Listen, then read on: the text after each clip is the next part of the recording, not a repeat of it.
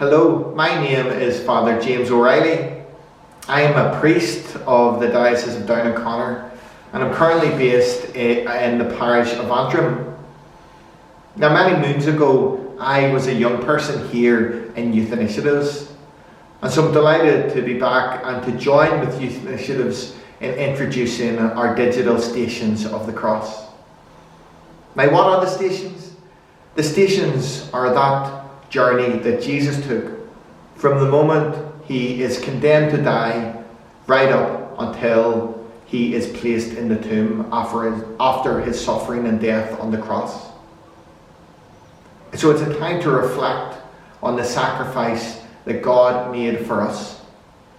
And with the help of some young people and staff here at Youth Initiatives, I really hope that you enjoy and are able to prayerfully engage. So God bless you. The first station, Jesus is condemned to death. We adore you, Christ, and we praise you, because by your holy cross you have redeemed the world. There you stand before the crowd after being beaten. You never deny yourself, yet humbly accept the punishment given to you by those who had witnessed your miracles. It's easy to look at this scene now and think, how could they have accused you and condemned you to death? All you did was love every person you met, yet they are not alone in their condemnation of you. How often do I ignore you at school, in the person no one talks to? How often do my words condemn you, in the way that I speak about others? It was not only the Jews and Pontius Pilate who condemned you, but I stand next to them, shouting just as loud, "Crucify him." Jesus, forgive me for the ways in which I condemn and pierce others with my words and actions. Help me to love like you and to learn from your example. The second station, Jesus carries the cross. We adore you, O Christ, and we praise you, because by your holy cross you have redeemed the world. By now you've endured a sleepless night, betrayal by your friends, and a beating that is too horrible to fully imagine.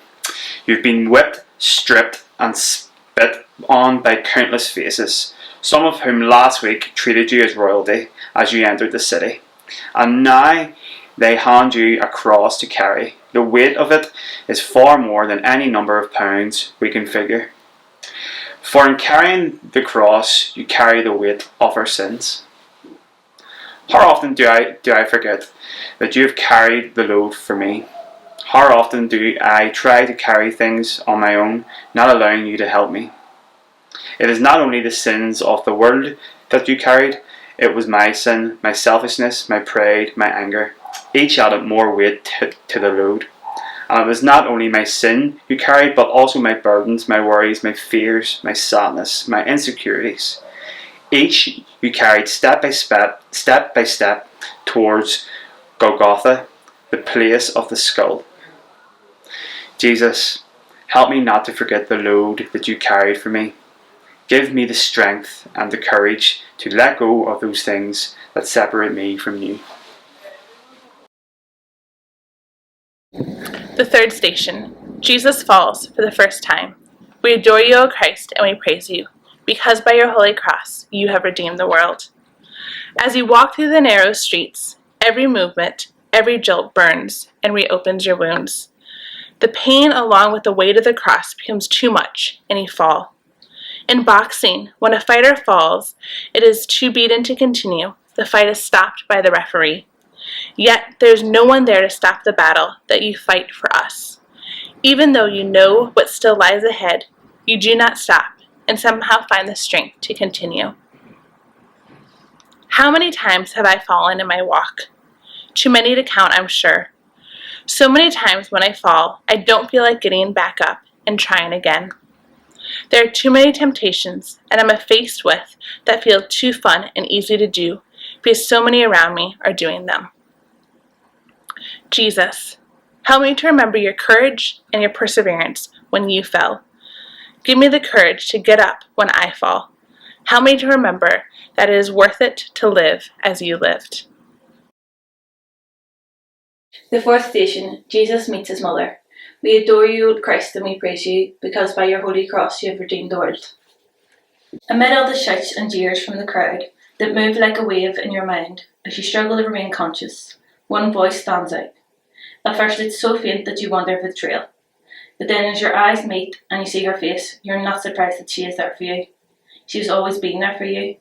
Her yes to the Father has been a light in the darkness, and now, here in your darkest hour, she is there.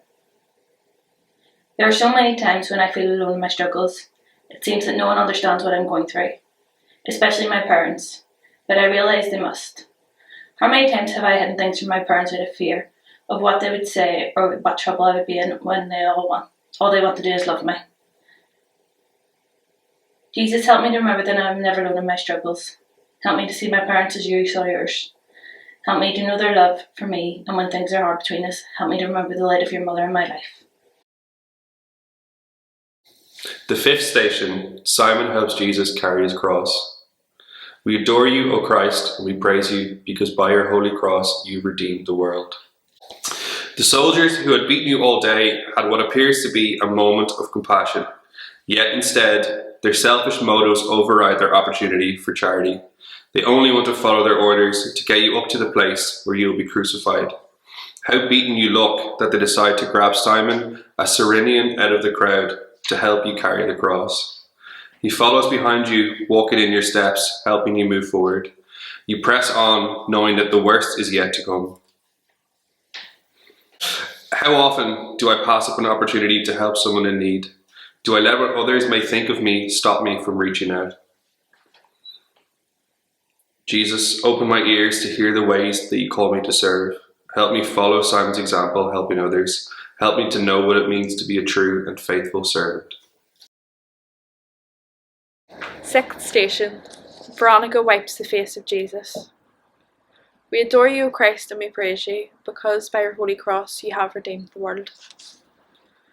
By now the thorns cut so deeply into your head that even seeing where you should step next is almost impossible. Up to this point, all who approach you, other than your mother, either shout at you or spit in your face. As Veronica approaches, she walks differently than the others. As she reaches out her hands and wipes your face with her cloth, suddenly her face of compassion becomes clear. No words are necessary, both your eyes say it all. For in that moment, your dignity as a man is restored. How many times have I forgotten that each person is made in your image and likeness, and therefore deserves my respect? Do I make others objects of my pleasure and ignore their humanity? Veronica courageously stepped forward and dared to treat you differently than everyone else. Could I do the same? Jesus, help me to see your presence in others. Give me the courage to follow Veronica's example of treating others with love, even when no one else does.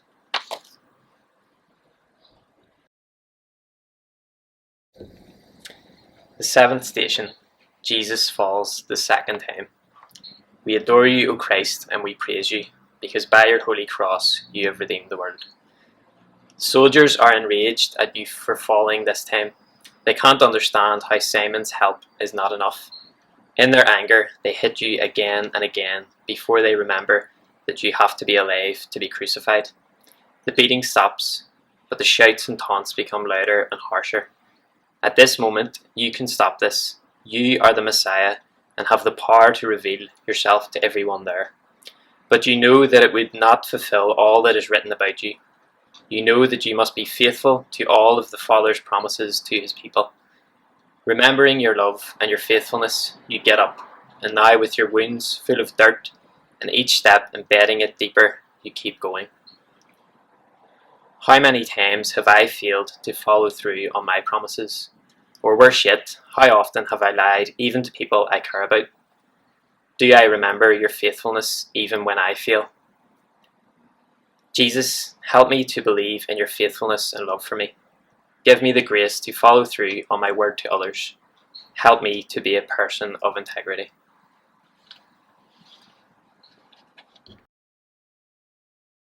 The eighth station. Jesus meets the woman of Jerusalem. We adore you, O Christ, and we praise you, because by your holy cross you have redeemed the world. The wailing sounds like a funeral. They cry and weep as if you are already dead. While air still passes through your lungs and your heart still beats, to them you are dead.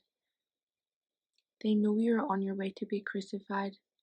Because of the beating you have endured, you look like you already should not be breathing at all.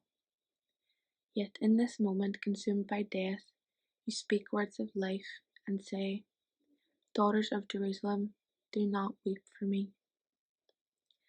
Do I listen to your words in my life? How often have the things I've watched or listened led me away from you? Have I allowed the gospel of life to reign in my heart? Jesus, help me to listen to your words of life and show me ways that I can put you first. The ninth station, Jesus falls for the third time. We adore you, O Christ, and we bless you, because by thy holy cross thou hast redeemed the world. Again you fall, this time from sheer exhaustion. Only your will presses you forward while your body refuses. How difficult it must be to be you, fully God and fully man. God knows that this has to be finished and that it is not yet complete. Man feels the excruciating pain, and every bone in your body wants to stop right here and move no further.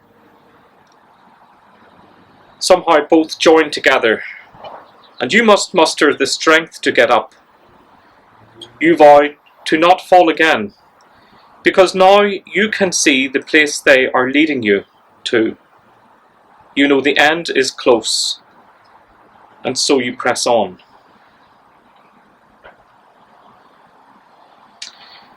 How many times have I let my flesh win over my spirit? How often have I chosen to sin rather than follow your way? Was it my sin that became too heavy, that you fell this third time?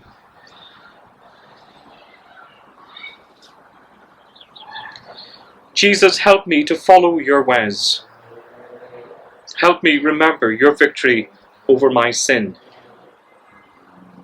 Give me the grace to recognize when I sin and the desire to sin no more. The 10th station. Jesus is stripped of his garments. We adore you, O Lord, and we praise you, because by your holy cross you have redeemed the world. In some ways, to get to this point is a relief, because you know this is almost over. In other ways, it is terrifying because you know the worst pain possible for man to endure is still waiting for you. By now, your bloodied cuts are dried into your garments.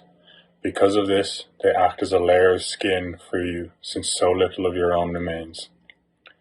As the soldiers strip you bare, it is not the nakedness that is painful, but rather the vicious tearing of your own skin.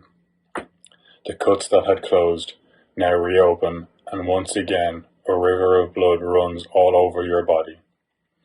You are stripped of your dignity as a man, for even animals are given a swifter, less painful death.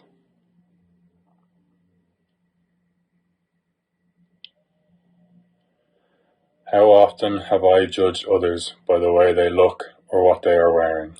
Do I find my own self-worth and self-identity by clothes I wear or the way I look?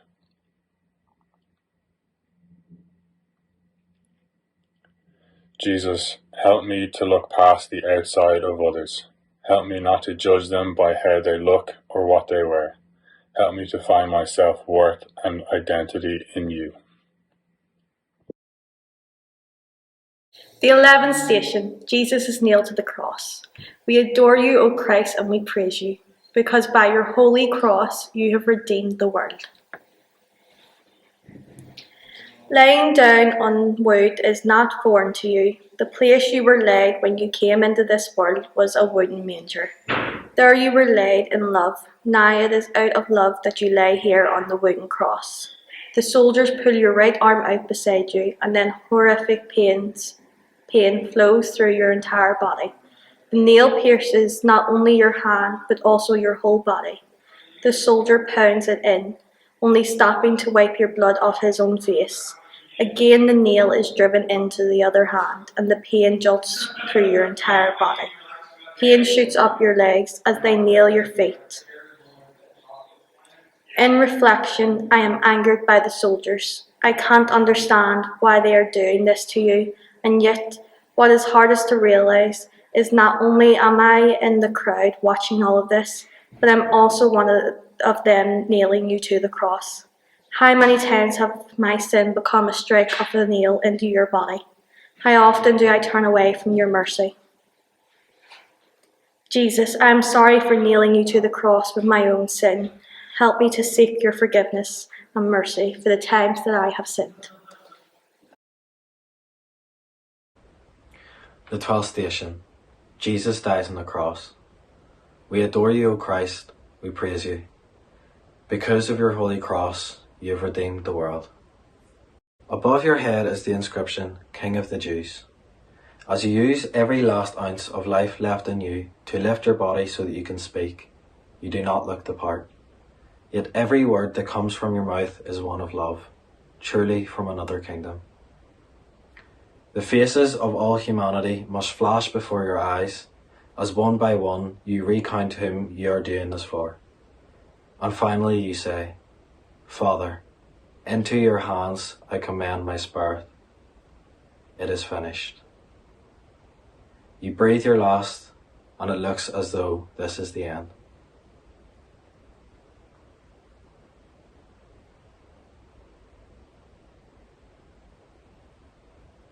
Jesus, help me never forget your love for me. Help me to know that you died for me. Fill me with your comfort in knowing that I never suffer anything you don't understand. The 13th station, Jesus is taken down from the cross. We adore you, O Christ, and we praise you, because by your holy cross you have redeemed the world. The first arms that held you in this world are also the last. Your mother was told a sword would pierce her heart the day she presented you as an infant to the Father. Now, as she holds your body that is mangled beyond recognition, she sees not only the man she holds now, but also the child she's held, and her heart is pierced. Your comfort to her will come, but in this moment she has only the Father to be with her in her sorrow and pain. All hope seems gone. How many times have I lost hope in you? How often have I doubted your ability to be God in my life over all things? Jesus, help me to trust in you. Help me to place all my hope in you and give me peace in knowing that you are the Lord of all things. The 14th station, Jesus is placed in the tomb. We adore you, O Christ, and we praise you, because by your holy cross you have redeemed the world. You are laid to rest by Joseph of Arimathea, Mary Magdalene, Mary your mother, and a few other women. As your body is anointed, Mary Magdalene remembers your eyes penetrating her heart. Tears stream down her face, along with the others there, as they too remember your love. They wrap your body in clean linens and lay it in a new tomb. The stone is rolled over the entrance, and now it is surely the end. Up to this point, death is final. While those you have lived with, laughed with, and cried with are in their heightened sorrow, believing all is over, you are conquering sin and death. How many times has death felt like the end? When I've lost a loved one, it can be so hard to remember your victory. How often do I miss the opportunities to say, I love you, to those special people in my life? Do my family and friends know how I feel about them? Jesus, help me always remember that death is not the end. Give me the strength to say the words, I love you, to those people in my life that I do love. Help me to love every person, not just in words, but also with my actions. Jesus, I love you. Jesus, I need you. Jesus, I trust you. Amen.